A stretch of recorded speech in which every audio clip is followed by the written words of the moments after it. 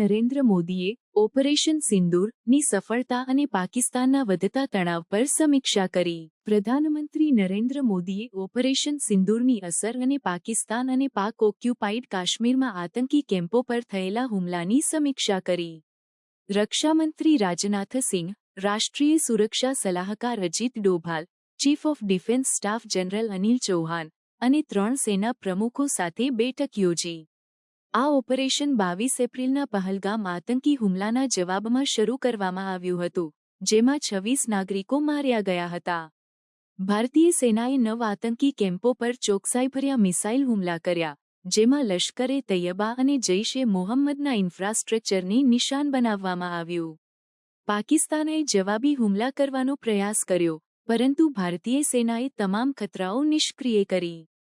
PM મોદીએ ભારત ક્યારેય આતંકવાદ સહન નહીં કરે અને આગળ વધતા તણાવ સામે મજબૂત જવાબ આપશે એવું સ્પષ્ટ કર્યું. IC-814 કાંધાર હાઇજેકિંગમાં સંડોવાયેલા કેટલાક ઉચ્ચ પ્રોફાઇલ આતંકીઓ ઓપરેશનમાં માર્યા ગયા હોવાની પુષ્ટિ થઈ છે. વિદેશ મંત્રી એસ જયશંકરે યુએસ અને યુરોપિયન યુનિયનના અધિકારીઓ સાથે વાતચીત કરી, જેથી આંતરરાષ્ટ્રીય સમર્થન મેળવવામાં આવે.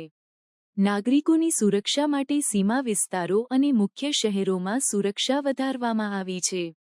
પીએમ મોદીએ ભારતની સંપ્રભુતા રક્ષવા માટે પ્રતિબદ્ધતા વ્યક્ત કરી, સાથે રાજનૈતિક સંવાદ દ્વારા વધુ તણાવ અટકાવવાનો પ્રયાસ ચાલુ રાખવાની ખાતરી આપી.